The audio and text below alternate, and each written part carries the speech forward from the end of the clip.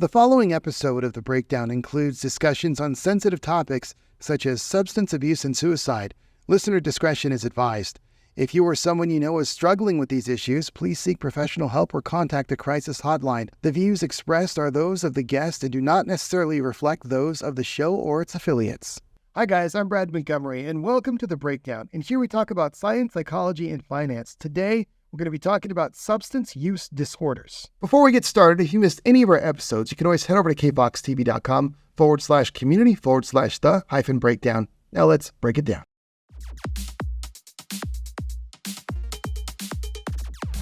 I'm here with Chris Ellis, EHN peer specialist. And Chris, we're actually talking about substance use disorders. And the term has kind of changed, I guess, over the years. And that's kind of new to me, kind of coming on the scene. And I want to learn a lot about this. And I think there's a lot that we can all learn about and that can help a lot of people. What is the change kind of based around? Is it a more helpful kind of approach? I think as just a whole, as humans, we're just learning that these types of things are more like diseases. Right. So there's a ton of stigma, all kinds of things that we do need to we need to make progress through these things. But I think it's just, we understand them better. And we use more humanizing terms, and we try to use, the term like alcoholic is a very, pointing a finger at someone if you use that term. So if you can try to reframe that and say, someone who is struggling with substance use or something like that, there's this huge shift. And I'm very grateful for it because that's kind of why I'm here. Yeah, and we're gonna be diving into that. But for I guess people that don't know, because you kind of touched on one as an example of why things have been changed to kind of bring more people in and make it less stigmatizing. But what is the actual definition of kind of a substance use disorder? Right. And that's a great question. And I love definitions, so I'm gonna read the definition because definitions need to be precise. Right. Exactly. And also, I'm not a clinician, so I want to kind of say that too. I'm not a doctor. I'm not a therapist. So things like this, I'll usually just defer to the experts, which will be my dictionary. So a substance use disorder is a complex condition that is defined by the inability to control the use of a particular substance or substances despite the harmful consequences, right? So there's kind of an umbrella term there. So I guess we'll get into it. Yeah. Into it more. Yeah. And so question. it does actually. And so what are some of the different ways that misuse can manifest itself? Like what are some of the different things that can be used? Okay. First of all, let's start there. Gotcha. Yeah. People turn to, I guess. Sure. First of all, it does not discriminate, right? It doesn't matter where you are socioeconomically. It doesn't matter where you come from, who your people are. It doesn't matter. And I have my own story, and I like to share that with people. But there's 8 billion people on the planet. You'd have 8 billion people doing it 8 billion different ways. So there's all kinds of substances, drugs and alcohol is kind of that umbrella that we put them in. My main drug of choice at the end was alcohol. And I did always find it peculiar that we separate those two things, drugs. Yeah, we do. You're like, hey, what? Yeah. Like, is alcohol not a drug? Oh, it's a drug, and it can be a very dangerous one if, like probably like me, I was unable to moderate it. So it's, stage, but I always found it peculiar as I was kind of going through some recovery, like, wow, that's so strange. But to me, it's all the same thing. It's all, it's all drugs. And these things can, they manifest a ton of different ways. And it could be, let's say it's a mild nicotine habit. Say you smoke a couple cigarettes, you go with your friends on a Friday night, and you do it for a while and you go, hey, I don't want to do this anymore. That could be a substance use disorder. It's not going to be a very severe one. It would be a mild one, but you're recognizing like, hey, this is taking money out of my pocket, or, this is maybe affecting some relationships. My girlfriend doesn't like the way it smells, or whatever it might be. So there's just one example that would be considered mild. And then all the way through that spectrum of the many substances that exist, we could be like a severe alcohol use disorder or an opiate use disorder, more hardcore drugs that can affect your life much quicker. So there's that broad spectrum. And like I said, it doesn't discriminate. It just kind of depends on what you're around, what you have access to, what your preferences are. What do your friends, maybe they're friends. What do they do? What do you end up doing when you hang out with them? So it's just, there's so many variables. Yeah, it's interesting. On the lighter side or lesser side of that scale, if you will, That reminded me, I had a friend, and it's, nicotine is very addicting on its own, right? Oh yeah. But it was really surprising to me. We worked together and we were at retail, and I remember around the holidays it gets busy. Oh yeah. And he would smoke cigarettes only around the holidays. Oh wow. And then, stress? Yeah, because the stress, and the rest of the year he wouldn't. I told him, I said, you're going to mess around and get addicted one of these years, right? You're still going to be smoking it in the spring, Yeah. And he did. He stopped. He was a little worried too, but he was able to stop after the holidays. That's impressive. That was Some people can. Apparently, that's a thing that people do. Yeah, I don't do. yeah, right. See, and I didn't know. I have known very most people, they either smoke or they don't. Yeah. Part-time smokers it's a rare thing. Right, and I mean, a lot of this stuff is so addictive. Yeah, and we might call that a mild one, like I did, but like nicotine, it's so hard to stop. It's highly addictive. And then another thing that I think is just, it's everywhere. I could walk a block that way and go buy cigarettes. That's true. And the vaping too, the alcohol too. Yep. Yeah, and the vaping is interesting because you can be around it and you'll breathe it in, and that one called cotton candy, and you're kind of like, that smells nice. Yeah. That must be great. Right. Be careful. Exactly. It's got more nicotine than cigarettes. So I kind of pivot because we've got a lot of stuff that I want to go through and talk about and learn about. But let me hear about your story as well, because this is like, you don't really get a chance all the time to actually talk to someone that's been through it. So how did yours start, and then kind of the road you traveled, and then how you ended up on the better side of things now? Gotcha. It's a long story, so we'll start there. I don't know how much time we got. Buckle up. So it was a Tuesday, right? 1980. I was born in Utah. No, we're not going to start there. It's a progressive disease. I'll share some things before I get to it. So I lived 38 years before I was diagnosed with a substance use disorder. I lived 41 years before I was diagnosed with a mental health disorder. So it's a bipolar 2 disorder. So I'm diagnosed with those things. And when they're undiagnosed, and you don't live in a family that maybe is open to those types of things, I'm trying to be respectful in the way I talk about it, but I felt like I was lost. You were dealing with it yourself. Yeah, I didn't belong. I didn't feel like I belonged to, the people that I was born into. I love them. They're great, but I just never felt like that. And there's a lot to it. It's not the happiest story in the world, and I'll try to keep it, pretty up. But anyway, so there's a lot of childhood stuff that I went through that kind of made me not want to be where I was at. I didn't want to live with my parents. I didn't want to do these things. And I discovered the magic of alcohol at a very early age, about 14, which my parents did not drink, so there was never any alcohol in the home. And it was a very a strict home, religiously speaking. So that just never meshed with me. It continues to not mesh with me. So the way that it was approached, it was very black and white in my home. It's like, you don't do that. Right, that's it. And they're like, oh, well, why not? And so I was always a very curious person, as you'll discover, I think. And I discovered those things at a young age. I had these friends that I was hanging out with. We would sneak out of the house. And I remember the first time that I got intoxicated, my friend had stolen some vodka from his parents' house, right? You put him in the Coke bottles, and I said, "Ooh, it's Coke Zero. It's that Sprite bottle, right? The Zima, maybe the Jolly Rancher, whatever you remember." But it was vodka, and I had never had liquor or alcohol in my entire life, and I just drank it. Oh my God! I just didn't even go easy on it. I didn't know what liquor was. My parents, I had no idea what it was. I didn't know the difference between any of those things. I didn't know what an ABV was. I do now. But yeah, so from day one, from the first time, it was there for me to escape. I can see that now. At the time, I didn't see that. I was so you discovered it. Yeah, and I was like, wow, I realized this allows me to feel. Yeah, I don't have to worry about these feelings. I don't have to think about that. They don't exist because I'm going to go get wasted at the end of the day. I'm going to hang out with my friends. So it creates this way of you just avoiding it. And that did not set me up for the greatest habits later in life. But, I'm a bit stubborn man. So it did help me in the long run, like you said. At the end, yeah, this is good stuff. But early on, it was a problem. And of course, I didn't see it as a problem. I was a teenager. Yeah, that's what teenagers do. They experiment with alcohol, they experiment with drugs, things like that. So you rolled through 14. So you rolled through high school doing it. Yeah. We're getting drunk every weekend. I would go to school intoxicated sometimes. I never got caught. I'm not quite sure how. But yeah, it was a serious problem, and it was alcohol. And then at the time. 20s, I guess, played out the same. A little bit, yeah. So when you turn 21, if you've been drinking for 6 years before you turn 21, you're like, whatever. It's just 21. I don't care. I do this anyway. Yeah. Been doing it all the time. So yeah, and I kind of calmed down a little bit because I had a full-time job and I was doing these things and just drinking on the weekends. But it was still, binge drinking. So I had kids, I had relationships back and forth and things like that. And it just, I was never able to manage alcohol consumption. It's easier to have 0 than it is to have 1. That's just the way it is for me. It's like cigarettes for a lot of people. Yeah, it took me a lifetime to figure that out. Like, no, man, you can't have 1. It's 0 or it's 20. It's not. You're not doing the social. Right. Yeah. You're doing different. I'm glad you brought that up. Exactly. It's like, yeah, we were hanging out. I was disappearing. I was escaping.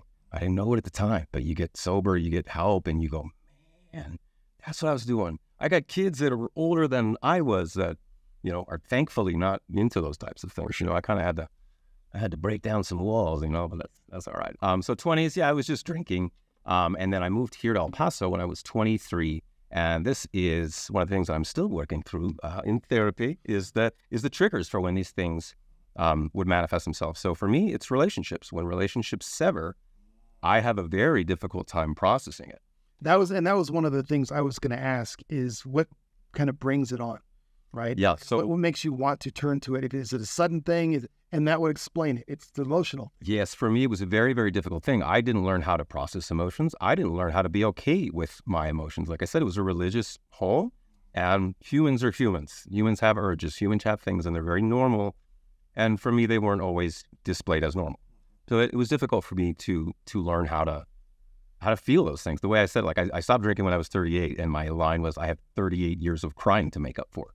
You know, like, what are these emotions? Oh my gosh, I'm not getting wasted every day. This emotion keeps coming back. What is it? Like, is this anger? Why am I angry? Oh, there's tons of anger in there, man. You got to work through it. Why am I so sad? Why am I running a 5K and looking at the mountain and going, oh my God, just completely emotionally overwhelmed. Because that was your suppressing. Yeah. I buried it. And so triggers were like, obviously separation of relationships, you're opening emotional wounds. Yeah. So kind of in that area again. And exactly. So you would need to squelch that. Yeah. So the big one is when I moved here when I was 23, I had a child and we moved here because the mom was born and raised here in El Paso. I'd never been here and I was like, cool, these are cool people in my life. Let's go. Didn't work out, kind of ended abruptly. I didn't know anybody here. But I did stay, it was for the kid. But at the same time, I also stayed and fell into some really bad habits. That's when more of the hardcore drugs kind of came into it. I did develop quite a cocaine habit. Don't recommend that one.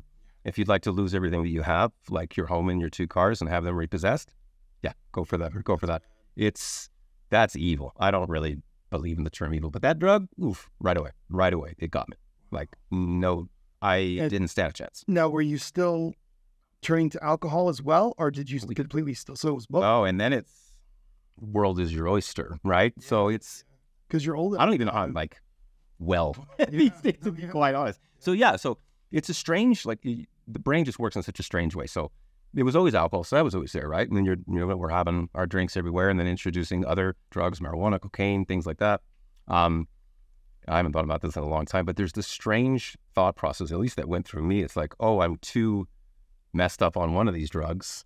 Guess what? They can kind of counteract each other. The balance. Yeah. So you've got the upper, you got the downer, and you're like, man, I'm too up. Okay, drink more. And it's a very strange balance that you try to create in yourself. And to you, it seems like an analytical thought process, right? When it's like, man, you're really hurting yourself here. So it was like that all the time. So when you were going through that 20 stage, so you separated, you decided to stay. Were you ever kind of like, well, let me pull back off of this one and let me lean a little more on this one? So you would kind of make those little you barter with yourself. Okay. Barter with yourself almost. It's like, I don't know, another way I like to think of it now, and this is just me, it's not everybody else, is my brain's a really good liar. It can lie to me real quick, but I know it well enough to know, like, hey, you're not helping me make the best decision right now. So tell me that question again. I'm sorry. Yeah. So the question was, would you kind of lean heavier on one and kind of lay off another? Yeah. And then you were saying kind of barter with yourself, like, maybe I cut back on this and I lean a little more on this. Yeah. So you're at war with yourself because in the back of your head, what you're doing is not helping. Right. Like we all know that. Right. And so there's a lot of factors that would come into play. Interestingly enough, like the first one that came to my head when you said is money. What do I have access to? Can I afford cocaine? Probably not. So sadly, that's going to be another one of those variables. And then, the ease of access. It is probably simpler to go purchase alcohol and cigarettes than it is to purchase something else. For sure. So those are going to be factors as well. And like I said, you're at war with yourself. So it's like, oh, well, I'm just going to drink because drinking's okay. Everybody drinks. So like, okay, I need to leave this other one behind. But this other one was so horribly addicting that I really did lose all those things. And you're like, well, okay, I've got a few $100 more left. What do you want to go do? Well, let's go get some more, so it was rough, man. It was rough. So it's really, like who you hang out with, what you have access to, the money. And okay, And so when did you, because one of the things that, I mean, you've laid out a lot, so much. It's a long story, brother. I mean, so what were one of the signs that like it was getting out of control? When did you, because like you said, you can, if you're using it as a Band-Aid overall, right? Yeah. And so that's probably where your brain starts lying to you, like, no, we're okay, Yeah. So when did you realize, hey, this is getting out? Was it after you? I would say, because it seems a sticking point in your mind when you lost those things. Yes. I guess that. Yeah. I mean, that was the early mid-20s kind of one where everything kind of went away.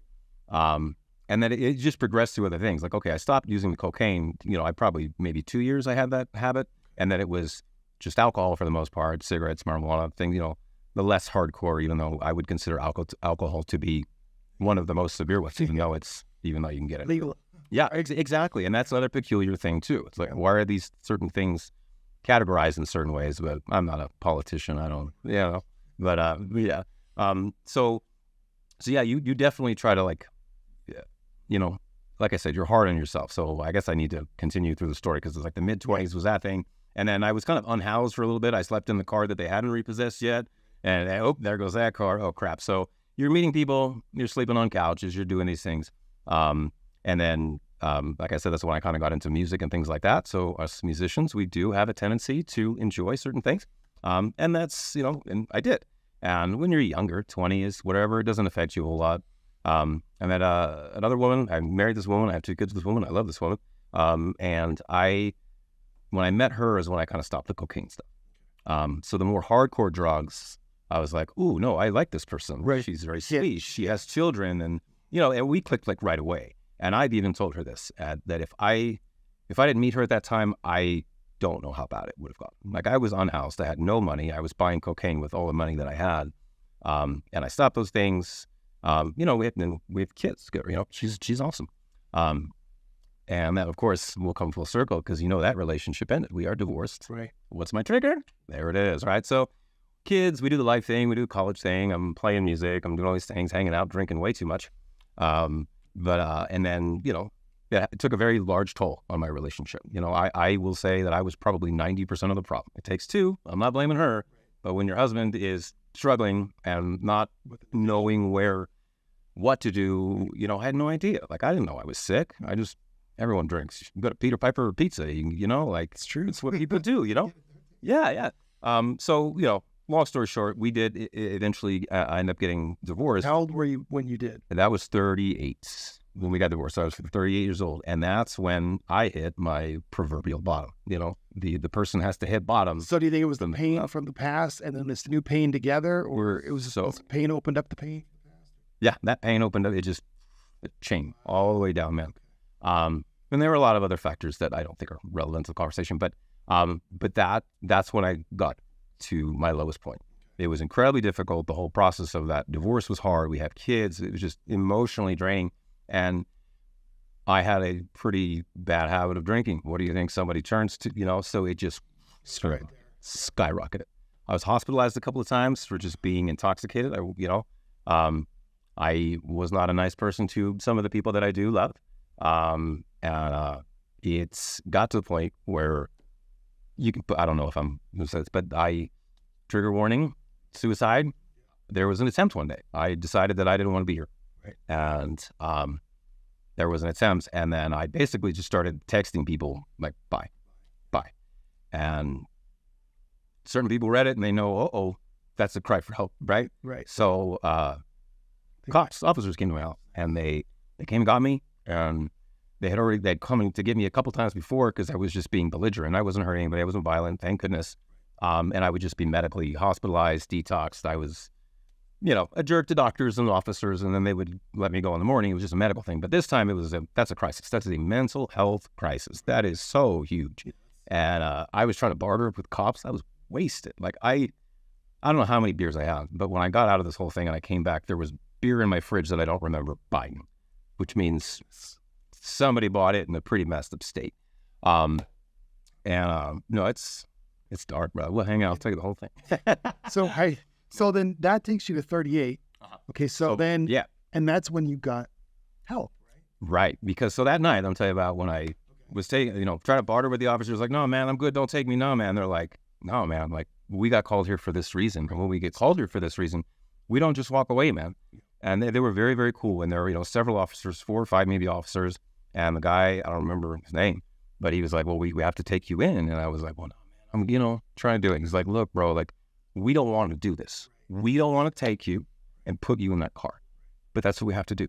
And I was like, okay. Let me have a cigarette and I'll go with you. And I did. I had my smoke and I just went with them. And I was taken to the EOU, which is called it stands for Extended Observation Unit. And that is at Emergence Health Network.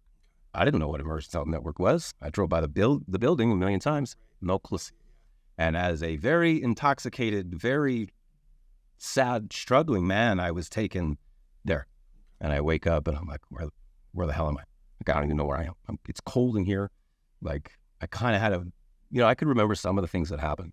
But that's where I was taken, which is, when you're in that situation, it's called an EDO. It's an emergency detention order, where an officer said, this person is doing X, Y, and Z. They are going to harm themselves. And a judge says, yep, put them in there for 48 hours. And that's what you do. And that is another story, just my time in there. Looking back on it, best moment of my life, because that's where I was able to go, I have children, I have people that love me, I have brothers, I have all of these things, and everything is falling apart because of these things. And that's a journey. So that was like 5 years ago. Was it in there? Was it, because you said you were in there for 2 days? 48 hours. What was it in there that you started to realize you were like, this is maybe a blessing? Yeah. There was a very poignant moment in there. I don't remember the gentleman's name. He was a therapist. I'm waking up, it's cold. Hey, give me a blanket. You're kind of out of it. I'm talking to this guy, just talking. And he, hey, do you like El Paso? Why are you here? I'm like, oh, my kids are here. No, I don't like El Paso. Just, shooting the shit. Oh, there it is. There's one. Sorry. He's got to bleep that one now. I'm surprised it's only one so far, to be quite honest. So this gentleman was just talking to me. And he's like, oh, you don't like El Paso, but why are you here? But we were talking about, well, I'm here for the kids. And he's like, okay. And he's like, can I be very direct with you? And I was like, yeah, sure. He's like, do you know where you are? And I was like, well, what do you mean? Like, yeah, what do you mean? He's like, do you know the building that you're in? And I go, well, no, but I know what got me here, right? And he, like I said, he asked me if it was okay. And he was like, he just asked me so directly. This is like one of those moments where I was just like floored. And he goes, well, how good of a dad are you being from here? And he didn't mean it in a mean way. Yeah. He wasn't trying to upset me. He asked me, he's like, can I be direct? I was like, yeah. And I was just like, I was just floored. I was like, what? Like, yeah, I'm staying in El Paso for these kids. I'm in El Paso. Yeah, but you're in there. I can't even walk out the store. Right. I can't. I literally cannot walk out of the store. Yeah. And that's where I realized, like, I love my kids. And I'm allowed to put myself first. Right. And that was where it just snapped. Like, that was the last drop of alcohol I ever had, was that night that I was taken there. And it was like, oh man, like, I'm allowed to put myself first. Like, I love my kids. You feed them, you do all, you got to do things for your kids. But if I'm unwell, what am I going to do? Exactly. My cup's empty. I can't pour anything for you. Got nothing for you. So yeah, for your question, the question of like, is that where that happened? That in that building, I could probably find which bed it was. If I had to go walk back in there, I would ask them to turn the heat up. I'm just kidding. Right. I did make one suggestion. It's just like, oh, please, and get some better crayons. Come on, let's get the big one. Right. But no, it was incredibly emotional, and just this moment of like, man, I can do this. Like, I'm allowed to try to fix myself. And when they're holding you, involuntarily, they want you to have some kind of a plan, obviously, when you're going to get out of there. And all my brothers live in the Pacific Northwest. And I was like, cool, I'm going to go up there. And I never once, not once, ever considered that leaving El Paso was an option. Right. Ever. Because it was always not kids. Right. Kids. But I'm like, this dude's right. I'm not parenting from in here. Right. I have fallen apart. So I went to Oregon, stayed with my brothers for about a month. I came back for a little while, and then just there were a lot of other things. Being in El Paso was not a good place for me at that time. Because you said some of the old cliques, I guess. Absolutely. Yeah, the people, my habits, I didn't think that I could do it. So I actually went back and lived with my brother in Oregon for like 9 months. Like, I had to stay up there for nearly a year to get to the point where it was like, okay, like, I can go back. Okay. Go ahead. No, that's good, because so you went to Oregon and you ended up coming back. So I want to pause there for now, because I want to talk about your road to recovery. Awesome. And I think that will be what we do next. I want to move from what you've gone through, the point that you realized it was an issue, when you decided you want to make some changes.